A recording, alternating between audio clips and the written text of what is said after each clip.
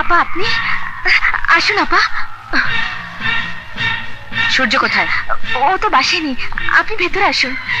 সূর্য বাসে এলে বলবে সে যেন আমার সাথে দেখা করে, নয়তো ওর কপালে শনি আছে।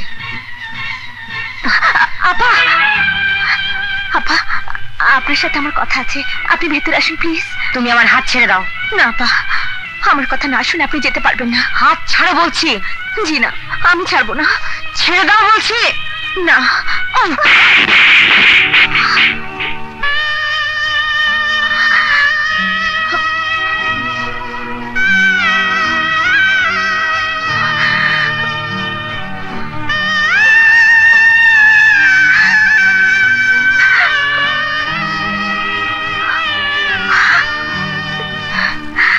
শুধু একটা নয়, আপনি আমাকে 50টা চর মারলেও আমি দুঃখ নেব না।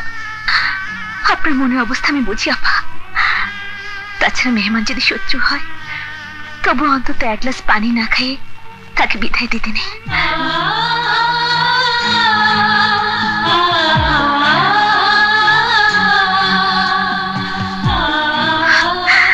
আমি কি আপনাকে দাওয়াত করে এনেছি? আপনি এসেছেন আপনার ইচ্ছায়, যাবেন আমার ইচ্ছায়। এটাই আমাদের সমাজের নিয়ম।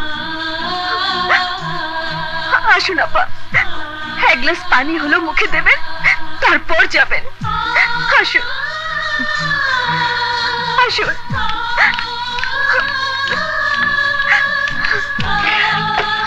বসুন।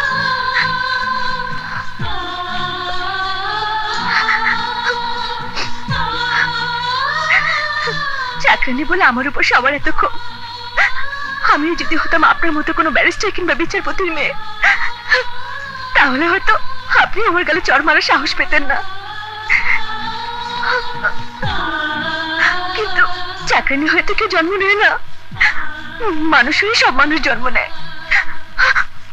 আমি মানুষই জন্ম নিয়েছিলাম, কোনো ধনীর দুলালি না হলেও বিশাল মনের একজন আদর্শ শিক্ষকের ঘরে আমার জন্ম। আমিও স্টুডেন্ট হিসেবে খুবই ভালো ছিলাম, ক্লাসে কোনোদিন দ্বিতীয় হইনি।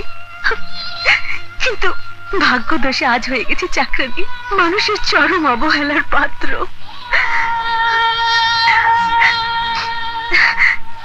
সরি আপা, আপনাকে বসিয়ে রেখে বকবক করছি। আপনার পায়ে পড়ি আপা, আপনি চলে যাবেন না। আমি শুধু এক কাপ চা করব। আচ্ছা ঠিক আছে, আমি যাব না।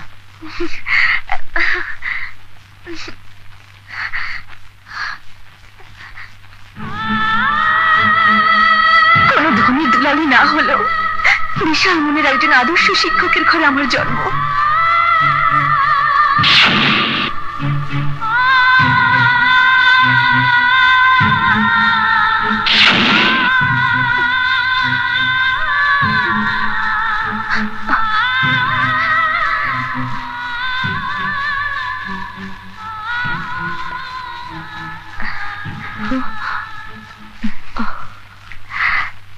আপা একটা বিস্কিট নেন। আচ্ছা, তখন তুমি বলছিলে তুমি একজন শিক্ষকের সন্তান। তোমার বাবা কোথাকার শিক্ষক ছিলেন? ঢাকার কালাচাঁদপুরে।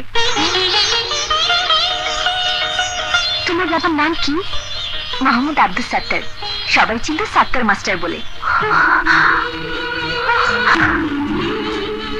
এক দুর্ঘটনায় আব্বা মারা যান।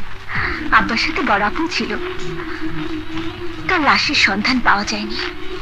আপু ট্যালেন্টপুরে বৃত্তি পেয়েছিল তো, আব্বা তার জন্য ঘড়ি কিনতে গিয়েছিলেন। আরে সব সময় তুমি শুধু হিসেব করো, হিসেব করে কি আর দুনিয়া চলে? আমার মেয়ে ট্যালেন্ট পুলে বৃত্তি পেয়েছি, আমি পারলে আমার কলিজাটা ছিঁড়ে ওকে দিয়ে দিই। একটা দামি ঘড়ি চেয়েছে, এমন কি চেয়েছে আমার মেয়ে? দরকার হলে 1 মাস কম খাবো। আব্বু আমাকে নতুন ঘড়ি কিনে দেবে।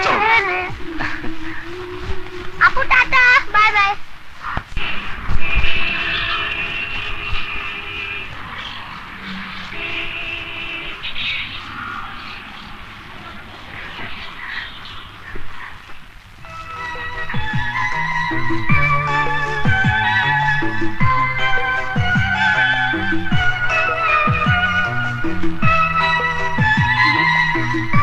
সুন্দর হয়েছে না মা? হ্যাঁ, খুব সুন্দর।